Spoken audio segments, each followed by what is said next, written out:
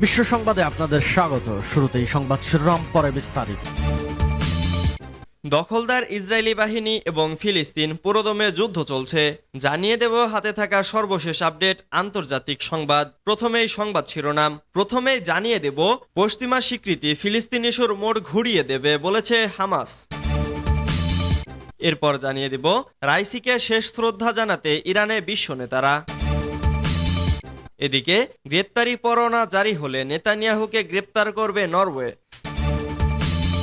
এরপর জানিয়ে দিব রাইসির মৃত্যুতে থেমে যাবে ইরানের পরমাণু কর্মসূচি। আরও জানিয়ে দিব আয়াতুল্লাহ খামেনির ছেলে হতে পারেন ইরানের পরবর্তী নেতা। সর্বশেষ জানিয়ে দিব ইউক্রেন সীমান্তে পারমাণবিক মহড়া শুরু করেছে রাশিয়া। এতক্ষণ শুনছিলেন সংবাদ শিরোনাম, এবারে বিস্তারিত। তবে অনুরোধ থাকবে ভিডিওটিতে একটি লাইক করবেন এবং কমেন্ট করে জানিয়ে দিবেন এই ভিডিও সম্পর্কে আপনার মূল্যবান মন্তব্য। পশ্চিমা স্বীকৃতি ফিলিস্তিন ইস্যুর মোড় ঘুরিয়ে দেবে বলেছে হামাস। ফিলিস্তিন ইস্যুর মোড় ঘুরিয়ে দেবে স্পেন, আয়ারল্যান্ড এবং নরওয়ের মতো পশ্চিমা দেশগুলোর স্বীকৃতি। মঙ্গলবার 28শে মে এ দেশগুলো একসঙ্গে ফিলিস্তিনকে স্বাধীন রাষ্ট্রের স্বীকৃতি দেওয়ার সিদ্ধান্ত নিয়েছে, খবর বিবিসির। এই ইস্যুতে বাসেম নাইম নামের একজন হামাস নেতা বার্তা সংস্থা এএফপিকে বলেছে, ফিলিস্তিনি জনগণের অবিরাম সাহস এবং ধৈর্যের ফল আজকের এই দিন। পশ্চিম তীরে অবস্থিত ফিলিস্তিনের পররাষ্ট্র মন্ত্রণালয় ফিলিস্তিনকে স্বাধীন রাষ্ট্র হিসেবে স্বীকৃতি দিতে স্পেন, নরওয়ে এবং আয়ারল্যান্ডের সিদ্ধান্তকে স্বাগত জানিয়েছে। পররাষ্ট্র মন্ত্রণালয় আরও জানায়, স্পেন, নরওয়ে এবং আয়ারল্যান্ড দ্বিরাষ্ট্র সমাধানের মতো গুরুত্বপূর্ণ পদক্ষেপ নিয়েছে। এর মাধ্যমে দীর্ঘমেয়াদী ন্যায় বিচার প্রদানে তারা ফিলিস্তিনি জনগণের প্রতি তাদের অটল প্রতিশ্রুতি রক্ষা করেছে। এছাড়াও এ স্বীকৃতি আন্তর্জাতিক আইন এবং জাতিসংঘের সব প্রাসঙ্গিক রেজুলেশনের সঙ্গে সঙ্গতিপূর্ণ। এটি ইসরায়েলি অবৈধ দখলদারিত্বের অবসান এবং এই অঞ্চলে শান্তি ও স্থিতিশীলতা অর্জনের দিকে সমস্ত আন্তর্জাতিক প্রচেষ্টায় ইতিবাচক অবদান রাখবে বলে আশা করছে ফিলিস্তিন। রাইসিকে শেষ শ্রদ্ধা জানাতে ইরানে বিশ্ব নেতারা। হেলিকপ্টার বিধ্বস্ত হয়ে নিহত ইরানের প্রেসিডেন্ট ইব্রাহিম রাইসির জানাজা তেহরানে অনুষ্ঠিত হয়েছে। বুধবার 22শে মে তেহরান বিশ্ববিদ্যালয়ে এ জানাজা অনুষ্ঠিত হয়। তেহরানে আনুষ্ঠানিকতা শেষে বৃহস্পতিবার 23শে মে মাশহাদে দাফন করা হবে রাইসিকে।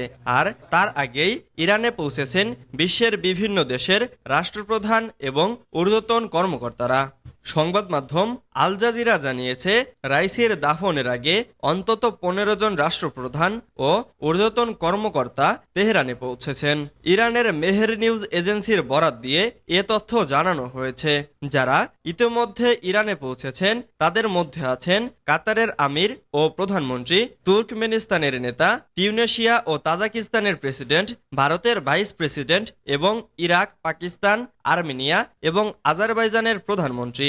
এছাড়াও Iraq, Russia, Algeria, Uzbekistan, Kazakhstan ও লেবাননের পার্লামেন্ট প্রধানরা ইরানে পৌঁছেছেন। হামাস, হিজবুল্লাহ ও তালেবানের প্রতিনিধিরাও তেহরানে গেছেন বলে জানিয়েছে আল জাজিরা। গ্রেপ্তারি পরোয়ানা জারি হলে নেতানিয়াহুকে গ্রেপ্তার করবে নরওয়ে। ইউরোপের প্রধান দেশ হিসেবে নরওয়ে ঘোষণা করেছে আন্তর্জাতিক ফৌজদারি আদালত বা আইসিসি ইসরায়েলি প্রধানমন্ত্রী বেনিয়ামিন নেতানিয়াহু ও যুদ্ধমন্ত্রী ইয়োব গ্যালান্টের বিরুদ্ধে গ্রেপ্তারি পরোয়ানা জারি করলে দেশটি ওই দুই ব্যক্তিকে গ্রেপ্তার করবে। নরওয়ের পররাষ্ট্রমন্ত্রী স্পেন বার্থ এইড মঙ্গলবার অসলোয়ে বলেন, হেগের আদালত যদি গ্রেপ্তারি পরোয়ানা জারি করে তাহলে তারপরে নেতানিয়াহু বা গ্যালান্ট নরওয়েতে প্রবেশ করলে তাদেরকে গ্রেপ্তার করা হবে। এইডের বরাত দিয়ে নরওয়ের একটি অনলাইন পত্রিকা জানিয়েছে, নেতানিয়াহু নরওয়ে সফরে আসলে তাকে আটক করে হেগের আদালতের কাছে হস্তান্তর করা হবে। মন্ত্রী বলেন, নরওয়ের আইনে স্পষ্ট বলা আছে, আইসিসি কারো বিরুদ্ধে গ্রেপ্তারি পরোয়ানা জারি করলে তাকে আটক করে ওই আদালতের কাছে হস্তান্তর করতে হবে। তিনি আরো বলেন, আমরা আশা করছি আইসিসিতে স্বাক্ষরকারী প্রতিটি দেশ এই কাজ করবে। আইসিসির চিফ প্রসিকিউটর করিম খান গাজা উপত্যকায় ভয়াবহ গণহত্যা চালানোর অভিযোগে গত সোমবার নেতানিয়াহু ও গ্যালান্টের বিরুদ্ধে গ্রেপ্তারি পরোয়ানা জারি করার সুপারিশ করেছেন। শিগগিরই আইসিসির বিচারকদের একটি প্যানেল ওই সুপারিশ বিবেচনা করে আনুষ্ঠানিকভাবে এ সংক্রান্ত নির্দেশ জারি করবে বলে আশা করা হচ্ছে।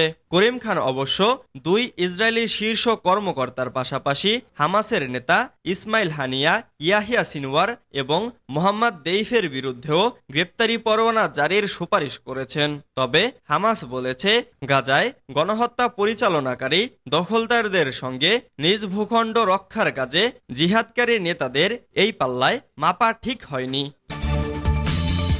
রাইসির মৃত্যুতে থেমে যাবে ইরানের পরমাণু কর্মসূচি। ইরানের প্রয়াত প্রেসিডেন্ট ইব্রাহিম রাইসি ও পররাষ্ট্রমন্ত্রী হোসেইন আমির আবদুল্লাহিয়ানের আকস্মিক মৃত্যুর শোকে পুরো বিশ্ব যখন স্তব্ধ, তখনই ইরানের ভবিষ্যৎ নিয়ে নানা হিসাব নিকাশ কষতে বসেছে শত্রু দেশগুলো। আলোচনায় আসছে ইরানের সরকার, পররাষ্ট্রনীতি, মধ্যপ্রাচ্যের আধিপত্য, চীন, রাশিয়া কিংবা উত্তর কোরিয়ার সঙ্গে সম্পর্কের বিষয়। এসবের পাশাপাশি ইরানের পরমাণু কর্মসূচির বিষয়টি নিয়েও কথা হচ্ছে। রাইসের মৃত্যুতে পরমাণু শক্তিধর রাষ্ট্র হওয়ার যে স্বপ্ন ইরান এতদিন ধরে দেখে আসছে তা মুখ থুবড়ে পড়বে, নাকি সব বাধা পেছনে ফেলে শত্রুর চোখে চোখ রাঙিয়ে এগিয়ে যাবে তেহরান? এই প্রশ্ন বড় হয়ে দেখা দিয়েছে। শীর্ষ নেতাদের মৃত্যুর খবর সামনে আসতেই ইরানের ভবিষ্যৎ নিয়ে বেশ কয়েকজন বিশেষজ্ঞের সঙ্গে কথা বলেছে ইসরায়েলি সংবাদ মাধ্যম জেরুজালেম পোস্ট। বিশেষজ্ঞদের বরাতে সংবাদ মাধ্যমটি বলছে, রাইসি ও হোসাইন আমির আবদুল্লাহিয়ানের মৃত্যুতে যারা ভাবছেন ইরানের সরকার পতন কিংবা সরকার বদলে যাবে, তাদের আশাহত হতে হবে। তারা দুজন মারা গেলেও শিয়া প্রধান দেশটিতে তেমন কিছুই হবে না। আয়াতুল্লাহ খামেনির ছেলে হতে পারেন ইরানের পরবর্তী নেতা। কয়েক বছর ধরে ইরানের সর্বোচ্চ নেতার ছেলেকে তার পিতা আয়াতুল্লাহ আলী খামেনির উত্তরসূরি সম্ভাব্য প্রার্থী বলে ধারণা করা হচ্ছে। আয়াতুল্লাহ খামেনির ছেলে মোস্তফা খামেনি ইরানের রাজনীতিতে অন্তরালের মানুষ হিসেবে পরিচিত। তবুও ইরানের অভ্যন্তরে তার রয়েছে শক্তিশালী প্রভাব। পর্দার পেছনে থেকেই দীর্ঘদিন দেশের নীতি নির্ধারণীতে ভূমিকা রেখে আসছেন মোস্তফা খামেনি। তবে শীর্ষ নেতা আয়াতুল্লাহ আলী খামেনির উত্তরসূরি কি হবেন, সেখানে বারবার এসেছে আরও একটি নাম। সেই নামটি হলো ইরানের সদ্য প্রয়াত president Ebrahim Raisi. President Ebrahim রাইসির মৃত্যুর সঙ্গে সঙ্গে মোস্তফা খামেনি ইরানের পরবর্তী নেতা হতে যাচ্ছেন, এই জল্পনা আরও বেড়েছে। অনেক বিশ্লেষক বলছেন 85 বছর বয়সী সর্বোচ্চ নেতার অবসর এবং তার জায়গায় নতুন উত্তরসূরি আসার জন্য প্রস্তুতি নেওয়া হচ্ছে। বিশ্লেষকরা মনে করছেন রবিবার হেলিকপ্টার দুর্ঘটনায় প্রেসিডেন্ট রাইসির মৃত্যু শুধু নতুন প্রেসিডেন্ট নির্বাচনের সূচনা করবে না, এটি আয়াতুল্লাহ খামেনির স্থলাভিষিক্ত নির্বাচনের গতিশীলতাকেও পরিবর্তন করতে পারে। ইউক্রেন সীমান্তে পারমাণবিক মহড়া শুরু করেছে রাশিয়া। কৌশলগত পারমাণবিক মহড়া শুরু করেছে রাশিয়া। এ সুযোগে ইউক্রেন সীমান্তে অত্যাধুনিক হাইপারসনিক অস্ত্র জড়ো করছে পুতিনের বাহিনী। খবর আল জাজিরার। রুশ প্রতিরক্ষা মন্ত্রণালয় মঙ্গলবার 21 মে জানায়, প্রেসিডেন্ট ভ্লাদিমির পুতিনের নির্দেশে মহড়া করা হচ্ছে।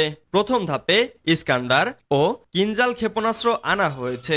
ধাপে ধাপে বিভিন্ন ইউনিট ও আরও শক্তিশালী সরঞ্জাম আনা হবে। বলা হচ্ছে এসব অস্ত্র পারমাণবিক যুদ্ধে ব্যবহারের জন্য কতটা প্রস্তুত তা পরীক্ষা নিরীক্ষা করে নিচ্ছে রাশিয়া। পশ্চিমাদের উস্কানিমূলক বিবৃতি হুমকির প্রতিক্রিয়ায় রাশিয়ার এ ধরনের কার্যক্রম সরাসরি একটি বড় সতর্কবার্তা।